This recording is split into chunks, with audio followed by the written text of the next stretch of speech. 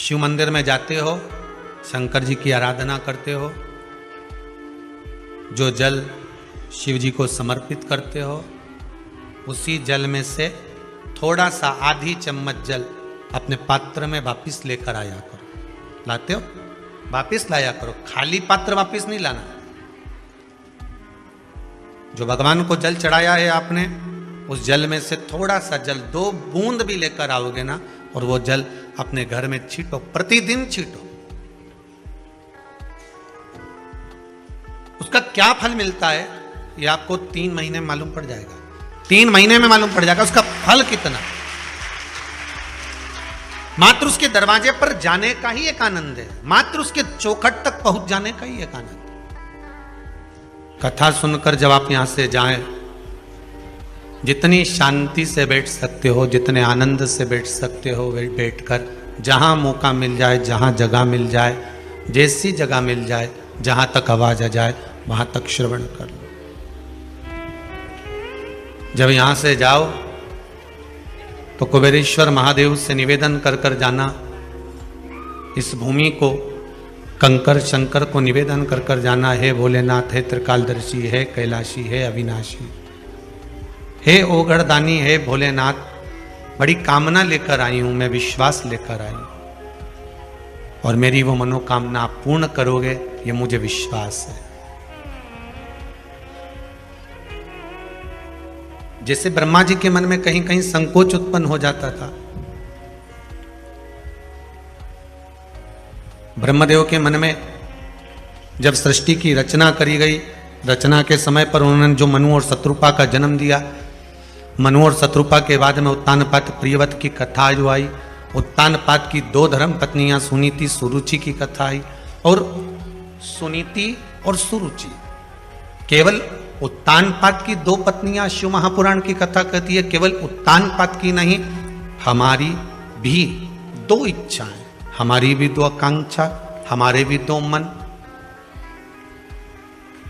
हमारी भी 2 इच्छा, हमारे भी 2 मन है, हमारी भी 2 आकांक्षा। केवल उत्तानपाद की 2 पत्नियां नहीं है, हमारी भी 2 इच्छाएं। एक सुनीति है और एक रुचि। श्रीमद् भागवत कथा में भी वर्णन किया गया है, भागवत वक्ता कहते हैं कि एक सुरुचि है, एक सुनीति है। सुनीति जो नीति का पथ निश्चित कर दे, और सुरुचि जो रुचि के पथ को निश्चित करे।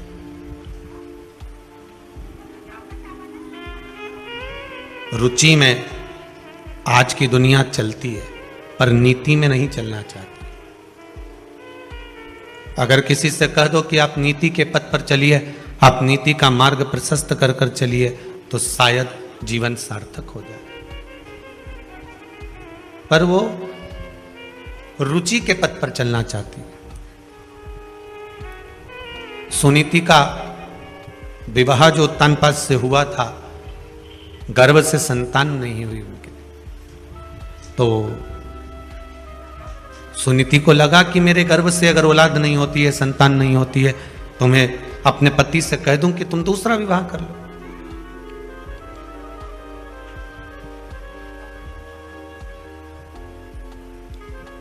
अगर परमात्मा ने संतान का सुख नहीं दिया, हां, शंकर भगवान की कृपा हो जाए और आपके घर में संतान हो जाए, ये शिव की कृपा है, ये उसकी उदारता है।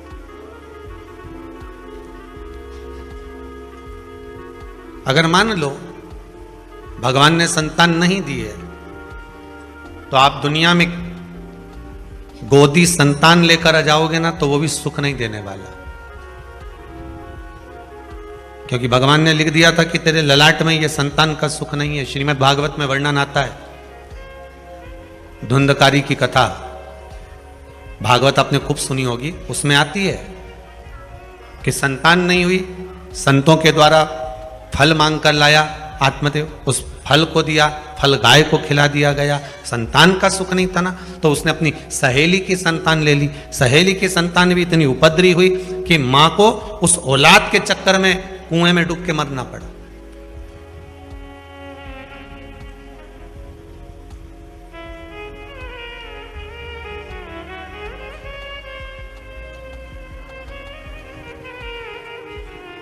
केवल संतान का सुख।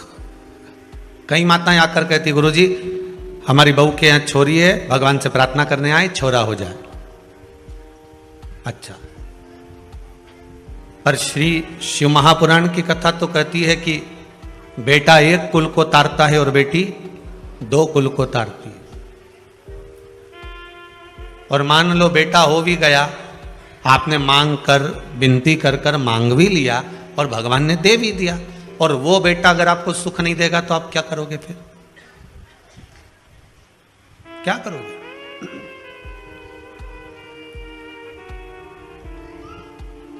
सुख इस भाग्य में लिखा होना चाहिए।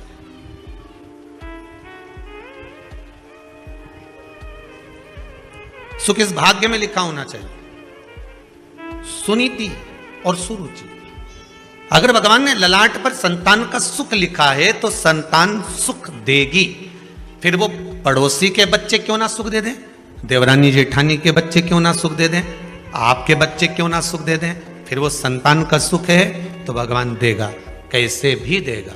और अगर ललाट पर भाग्य में संतान का सुख नहीं है तो तुम चाहे किसी की भी औलाद को लेकर गोदी में बिठा लो, चाहे किसी का भी खर्चा उठा लो, जब भगवान ने तुम्हें अपनी नहीं दी और वो सुख से वंचित क्यों रखा, संतान के सुख से वंचित क्यों रखा? जब सारी दुनिया को औलाद दी, सारी दुनिया को संतान दी, तो तेरी गोदी खाली क्यों रह गई?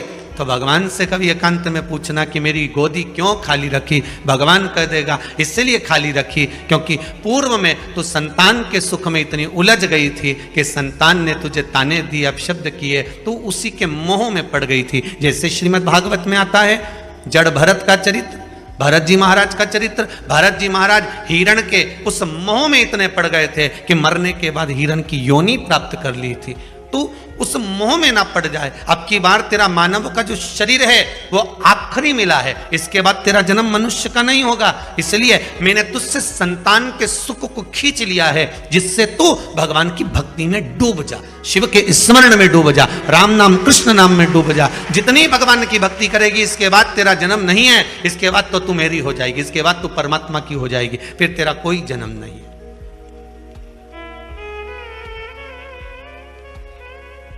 अगर सुख से परमात्मा वंचित रख रहा है, आप विनती करो परमात्मा से, वो देगा तो अच्छी बात है। आप निवेदन करके जाओ भगवान से, वो गोदी भर दे आपकी तो अच्छी बात है, कोई दिक्कत नहीं। पर अगर सुख से, किसी भी सुख से परमात्मा ने वंचित रखा है तो उसमें कुछ ना कुछ भाग होगा। धन से 15 वर्ष की आयु है, अगर बाबा की कृपा हुई, आपका पत्र यहां तक पहुंच चुका है तो सांघी जी आप भी यहां तक पहुंच जाओगे, ये पक्का है। और आपकी भावना, आप अगर दिल से, हृदय से भगवान की भक्ति में लगे हो तो यह विश्वास मानकर चलना कि भगवान आपकी कामना पूर्ण जरूर करेगा। बस हिम्मत मत हारना। दुनिया के लोग डराते जरूर हैं, जैसे ध्रुव जी को डराते थे, डराएंगे। आप भगवान को कैसे भी रिझा रहे, भगवान से भय मत खाना, अपने कर्म से भय खाना। फिर कहेंगे किसी से मत डरो पर अपने कर्म से जरूर डरो, क्योंकि कर्म का भोग तो परमात्मा को भी भोगना पड़ता है। आपको किसी से डरने की जरूरत नहीं है। सुनीति और सुरुचि दोनों प्रबल हैं। सुनीति के संतान नहीं है, अपनी काका की लड़की से शादी कर दी अपने पति की और उसका विवाह कराई तो सुनीति का गर्भ ठहर गया। भगवान परीक्षा बहुत लेता है, बहुत परीक्षा लेगा। पहले तो भगवान देता नहीं है, और अगर देगा तो भगवान फिर विचार करेगा कि इसने सही जगह पर लगाया कि नहीं लगाया।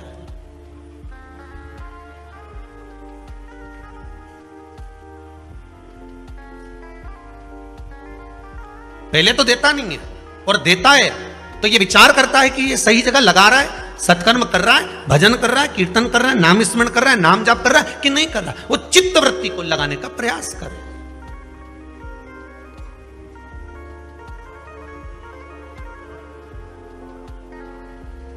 इस मन को सुनीति भी गर्व से हो गई।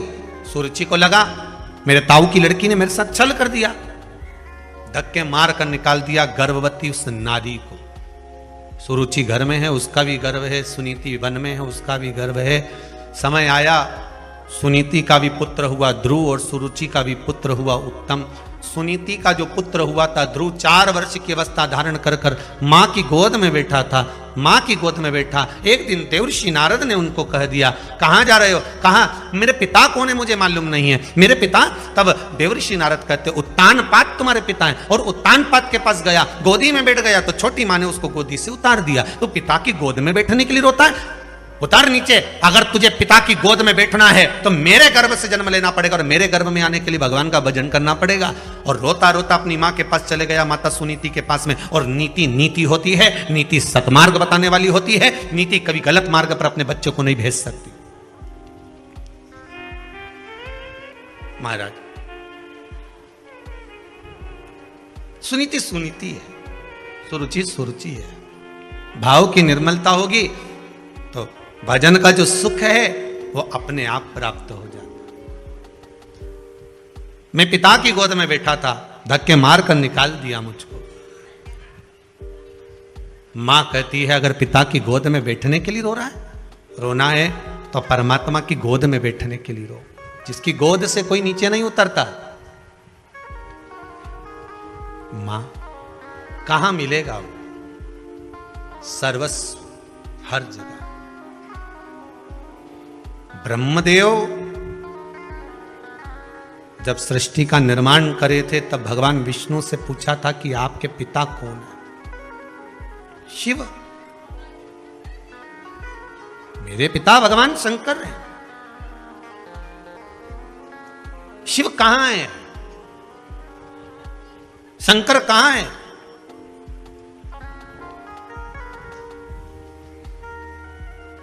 भगवान विष्णु ने कहा था ऐसा कोई कण नहीं जिसमें शिव नहीं। अपने गले की हसली का हीरा भगवान ने चमकाया। उस हीरे की रोशनी जो सूर्य में से निकलकर सामने दीवार पर जा रही थी, उसमें जो एक रेख बन रही थी, उस रेख में जितने कण दिख रहे थे, कभी आप भी प्रैक्टिकल करना। बच्चे लोग कांच चमकाते हैं, उस कांच को दीवार पर लगा दो और वो जो रोशनी जा रही है उसके बीच में आप देखेंगे बहुत बारीक बारीक कण दिखेंगे, बहुत बारीक बारीक। गले के हीरे का जो प्रकाश था, उस प्रकाश की जो रोशनी थी, उस रोशनी के बीच का जो क्रम था, उसमें जो कण कण दिख रहे थे, इतने कण। आप भी प्रैक्टिकल करके देखना। तुम्हारे यहां भी धूप आती होगी, छांव आती होगी, तो धूप में कांच रख दो, कांच का उजाला तुम्हारे घर में करो, उसमें जो रोशनी के बीच की जो जगह होगी, उस जगह से उस जगह के बीच में जो प्रकाश जा रहा होगा, उसमें बारीक बारीक ढेर कण हो। भगवान ब्रह्मदेव से कहते हैं यही कण, हर चप्पे चप्पे में, कण कण में शिव तो है। सब में, कण कण में, सब में वही समाया। ऐसा कोई स्थान ही नहीं बचा जहां शिव तत्व ना हो। ऐसा कोई स्थान, बस इन नयनों में कोई ऐसा चश्मा एक चढ़ जाए ना एक बार, जिससे कुछ नजर नहीं आए, केवल शंकर नजर आए, केवल शिव, उसके सिवाय कुछ भी नहीं। केवल शंकर नजर आए और कुछ चाहिए ही नहीं। और जब हर जगह पर, हर स्थान पर शिव नजर आने लगेगा तो यह पक्का है कि अब तुम्हारी दृष्टि कोई साधारण नहीं रही है। ध्रुव जी महाराज ने अपनी माता से पूछकर भगवान का तप करा तो ऐसा तप करा कि मैं मंत्र किसका जपूं। पहले तो नारद जी महाराज विचार में पड़ गए कि इसको गुरु मंत्र कैसा दिया जाए, मंत्र भी बड़ा प्रबल होना चाहिए। फिर निवेदन करूंगा, इस व्यास गादी से हाथ जोड़कर निवेदन करेंगे, पानी पियो छान और गुरु करो जान। ऐसा गुरु नहीं चाहिए कि तुम्हारा धन देखकर, नारियल देखकर, पैसा देखकर बस गुरु मंत्र ले लिया। नहीं नहीं नहीं, नहीं। पानी पियो छान गुरु करो जान। 50 बार विचार करो कि गुरु मंत्र कोई साधारण मंत्र है? ध्रुव जी महाराज को माता ने ज्ञान उपदेश दिया और ज्ञान उपदेश देकर कहा, हे ध्रुव जी, अगर बैठना है तो परमात्मा की गोद में जाकर बैठ जाओ, जिसकी गोद से कोई नीचे नहीं उतरता। क्योंकि अगर संसार के लोगों की गोद में जाकर बैठोगे तो नीचे उतर जाना पड़ेगा। पर परमात्मा की गोद एक ऐसी गोद होती है जिसके गोद में जाकर अगर मनुष्य एक बार बैठ गया तो फिर जीवन भर नहीं उतरना। मैं लिख नहीं पा रही हूं कि बाबा ने कितनी कृपा करी है। ये वो खड़ी थी पीछे अनिता भाई, बाबा की कृपा। आपका विश्वास, बस आप थोड़ा सा भी जल अगर शंकर को समर्पित कर रहे हो,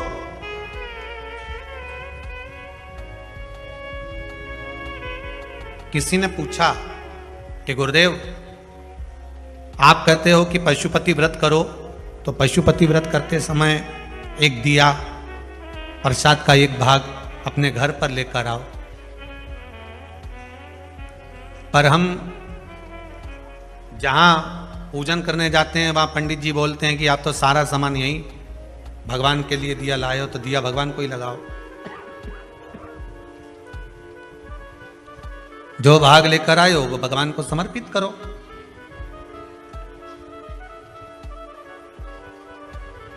क्या हम क्यों वापस लेकर जा रहे हैं? उसका भाव क्या है? भगवान कभी अपने भक्त को, पशुपति व्रत का सबसे बड़ा प्रमाण यही है कि भगवान शंकर को आप 2 भाग दे रहे हो। कितने भाग दे रहे हो? 2 भाग। मतलब प्रभु मान लो अगर मेरा बचपन और मेरी जवानी दोनों में मैंने कुछ आपको नहीं दिया हो तो ये भाग आपको दिया। मान लो अगर मैं जवानी अवस्था में हूं, अधेड़ी में हूं, बुढ़ापे में हूं, 2 भाग अगर मैंने आपको नहीं दिया, जीवन में कुछ प्रदान नहीं किया, मेरे जीवन में तकलीफ बहुत है, परंतु मेरे जीवन का जो भी भाग है मैं आपको देती हूं। आप कम से कम मुझे 1 भाग पुण्य का, सुख का प्रदान कर दे दीजिए। जब थाली में हम 1 भाग लेकर भी आते हैं ना, 16 सोमवार में भी यही नियम है। कौन कौन करते हो? संकट सोमवार करे किसी ने? 16 सोमवार के व्रत करने वाले कौन कौन है? जरा हाथ उठाओ। अच्छा, आप लोग करते हैं? रख लो पीछे, रख लो सब। 16 सोमवार का भी ये नियम है। अगर मिश्री के कर रहे हो, कि बेलपत्री के कर रहे हो, कि चूरमा के कर रहे हो, कि मलिदा के कर रहे हो, जिसके भी आप करते हो उसके 3 भाग होते हैं। उसका भी यही नियम। पर उस प्रसाद में से आप बच्चों को दे सकते हो, उस प्रसाद में से थोड़ा थोड़ा भाग अपने परिवार को दे सकते हो। पर पशुपतिनाथ के व्रत का विधान यह है कि जो भाग आप लेकर आए हो, जिसने व्रत किया है और जो भाग उसका है वो उसी को प्राप्त होना चाहिए।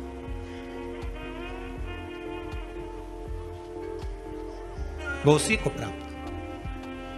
अगर हम जल चढ़ाने शंकर जी को जा रहे हैं, उसमें से 2 बूंद जल, थोड़ा सा भाग हम वापिस लेकर आ रहे हैं, तो ये समझ कर चलिए कि हम भगवान के चरणामृत को, भगवान के चरणोदक को, भगवान की चरण की रच को, और जो शंकर भगवान के शिवलिंग पर, शिवलिंग तो शंकर है, जलाधारी पार्वती है, 2 भाग जो जा रहे हैं वो कार्तिकेय गणेश हैं, बीच में अशोक सुंदरी है, ऊपर से जो जल गिर रहा है जया विषहरा सामरी बारी दौतली देव, शिव जी की 5 बेटियां हैं, और जहां से जल बहकर जा रहा है वहां 33 कोटि देवताओं का भाग है। ऐसे जल को जब हम लेकर आते हैं तो उस जल से हमारा घर, मन, तन सब पवित्र हो जाता है, सब पवित्र। थोड़ा प्रयास करें। हम तो यहां तक कहेंगे अगर व्यापार भी नहीं चल रहा हो ना तो थोड़ा सा 2-3 दिन करके देख लो। अभी तो दिवाली का टाइम भी है, आपको मालूम पड़ जाएगा। 2-4 दिन करने में आपका जाता क्या? शंकर जी के मंदिर से चरणोदक लेकर आए, जल चढ़ाया, लाए, देव दुकान पर ले जाओ, छीटो जरा दुकान पर, देखें जरा सीवर वाला महाराज बहुत बड़बड़ करे, जरा देखा तो ले जाओ जल। उपासना करिए शिव का, भगवान की भक्ति में रम जाए। ध्रुव जी महाराज ने जो साधना करी है, उस साधना का बल ये मिला कि भगवान को बैकुंठ छोड़कर ध्रुव जी के पास आना पड़ा।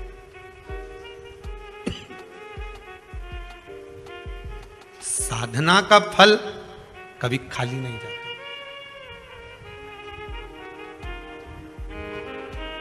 कभी खाली नहीं जाएगा। आप आस्था चैनल पर कथा सुन रहे हो, फेसबुक यूट्यूब पर कथा श्रवण कर रहे हो, चाहे कुबेरेश्वर धाम में कथा सुन रहे हो, इसका फल कभी खाली नहीं जाएगा। अगर शिव महापुराण की छोटी सी भी क्लिपिंग, छोटी सी भी वीडियो, छोटा सा भी भाग आपके पास पहुंच रहा है और आपको उससे प्रेरणा मिल रही है, आप उससे जाग रहे हो, तो वो खाली नहीं जाएगा, कहीं ना कहीं मिलेगा, प्राप्त हो। एक बहुत सरल सा मंत्र है, श्री शिवाय नमस्तुभ्यम। बहुत सहज सा मंत्र है, जिसका स्मरण कर लेने पर सब सुख मिल जावे।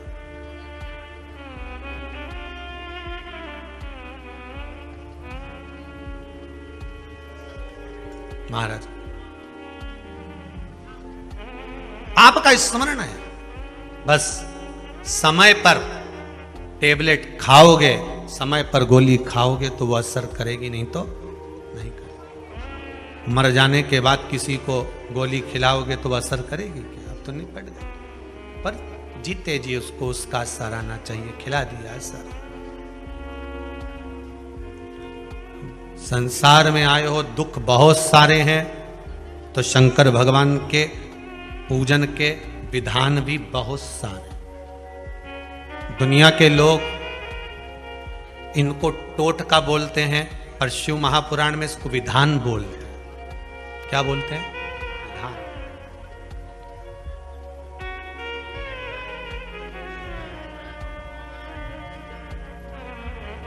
ये विधान है जो आपकी समय की अवस्था को, विधि को भी बदल सकता है। बस उसको समझने वाला चाहिए और सही मायने में उसको करने वाला चाहिए। दुनिया के लोग भले उसको टोटका बोलते हो कि गुरुजी तो दिन भर कथा में बैठे बैठे टोटके बताते रहते हैं, विद्या बताते रहते हैं। यहां कौन सी तंत्र विद्या बताई जा रही है? यहां कौन सा ऐसा बताया जा रहा है कि आपका लाखों रुपए खर्च हो रहा है? एक लोटा पानी में कौन सा लाख रुपया खर्च हो गया? शंकर जी के मंदिर का शिखर देखने में कौन सा खर्चा हो गया? पीपल के पत्ते पे शेष चढ़ाने से कौन सा खर्चा हो गया? बेलपत्री चढ़ाने से कौन सा खर्चा हो गया? शिव उपासना में कोई खर्चे का प्रमाण नहीं है। शिव उपासना में तो केवल तुम्हारी भक्ति का प्रमाण है, केवल भक्ति, उसके सिवा कुछ नहीं।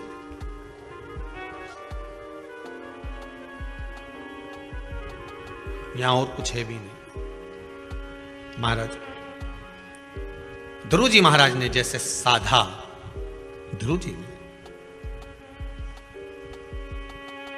शंकर भगवान को एक बात बहुत प्रिय है, शिव जी के दरवाजे पर जाओ तो एक बात जरूर कहो, भोलेनाथ मुझे मेरे भाग्य का देना, दूसरे के हिस्से का नहीं चाहिए। किसके भाग्य का चाहिए? मेरे भाग्य। आज के जमाने में दुनिया के लोग दूसरे का भाग्य देखकर चलते हैं। गुरुजी जरा पत्रिका देखकर बताना, मेरे भाग्य में मेरी बेटी के हाथ का धन है कि नहीं? गुरुजी जरा पत्रिका देखकर बताना, मेरे हाथ में मेरे बेटे का धन है कि नहीं? फिर गुरुजी भी ऐसे मिलते हैं, तेरे भाग्य में तो गज केसरी योग चल रहा है, जमीन में से हंडा निकलेगा, तेरे पूरे परिवार में किसी को नहीं मिलेगा, तेरे को ही मिलेगा। गुरुजी जगह बता दोगे क्या? अमावस की रात को आऊंगा। रामचरित मानस की जब शुरुआत होती है तो एक कपटी साधु, रामचरित मानस में पढ़ना, कपटी साधु, साधु का रूप रखकर, जो पहले हार चुका था सेना, वो कपटी रूप रखकर राजा से कहता है कि मैं तेरे आऊंगा और भोजन बनाऊंगा और तू ब्राह्मणों को बुला और भोजन करा। सुनी कि नहीं सुनी कथा? भोजन कराना। तब आकाशवाणी होती है कि ये तो कपटी साधु, और तूने ब्राह्मणों को जो भोजन करा रहा उसमें मांस मिला। गलत है। मैं आऊंगा रात को और तुझे जगह बता दूंगा और तू तैयारी रखना, और रात के और खोदना, और खूब खोदा साहब, इतना खोदा, इतना खोदा, इतना खोदा, फिर उनमें से कोयला निकला। तो हमने भी कह दिया लाइट की कमी हो रही, कोयला कंपनी को दिया, कोयला निकला।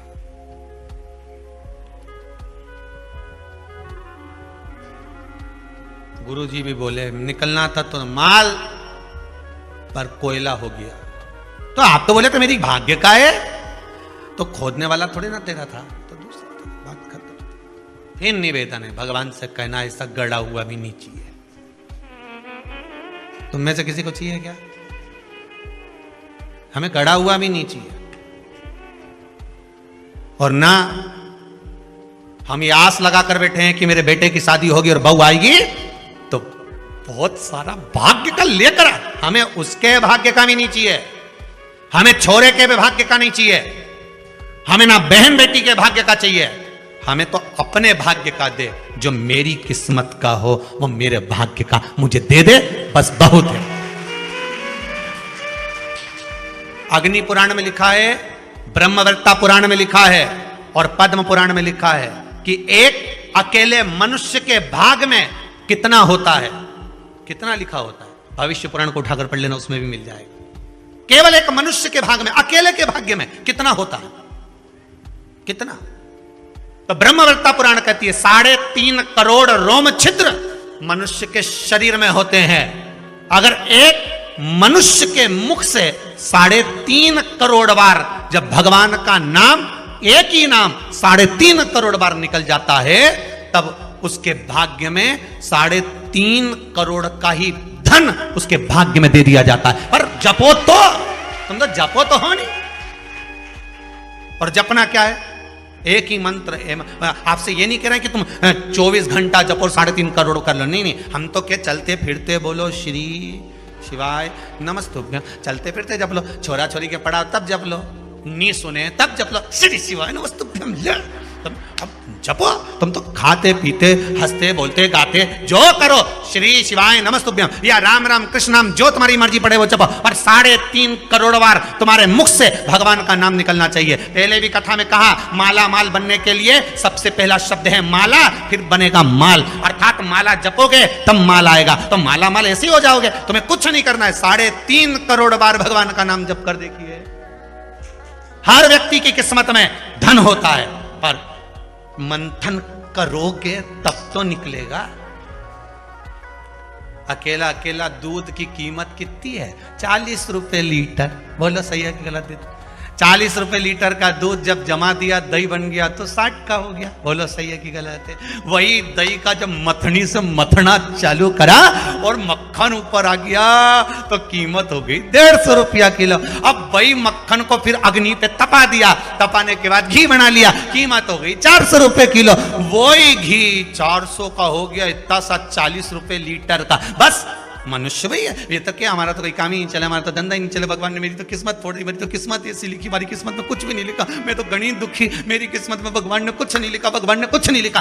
ब्रह्मवेत्ता पुराण कह रही है, भविष्य पुराण कह रही है, पद्म पुराण कह रही है, प्रत्येक मनुष्य के भाग्य में करोड़ों का धन लिखा होता है, पर मंथन करेगा तब प्रकट होगा। तो भगवान का नाम जप तो सरी, जपे कुछ नहीं, बस दुनिया के आगे जाके भगवान दुनिया के जितना तो दुनिया के सामने जाके बोले नहीं भगवान ने ऐसा, भगवान तो जप ले। आज से नियम बनाऊंगी मैं भी, और तुम्हें गिनने की जरूरत नहीं है। क्या नहीं करोगे तुम? गिनोगे नहीं, गिनती वो करे। सही है गलत है? गिनती वो करे। तुम तो खाए जाओ, खाए जाओ, पेट भरा जाएगा तो अपने आप मालूम पड़ जाए कि नहीं, दादा अब तुम्हारा जलेबी नहीं खवाई, अब तुम एक रसगुल्ला नहीं खा सकती, अब तुम्हारा बस का है नहीं, तुम तो खा ला। नहीं दादा नहीं खाओ, तुम नहीं खाया जाए नहीं। अरे बोलो तो सर नहीं, बस जैसे भरा गया तो भराने के बाद में अगर खाओगा तो बस भगवान भी इंतजार में। जैसे ही 3.5 करोड़ बार तेरे मुख से नाम पूरा हो गया, उसके बाद तुझे नहीं देखना, फिर मैंने जो देना चालू करा फिर नहीं तू रुक सकती, फिर बटोरे जा, कितना बटोर सकती है। जप ले, स्मरण कर ले, पर भजन करे तब तो। ऐसा कोई व्यक्ति नहीं जिसके भाग्य में भगवान ने सुख नहीं लिखा, लिखा है। बस थोड़ा सा मंथन करना पड़ेगा, थोड़ा सा मंथन करोगे तो वो सुख प्रकट। आपको थोड़ा सा मनन चिंतन करना पड़ेगा, थोड़ा मंथन करना पड़ेगा।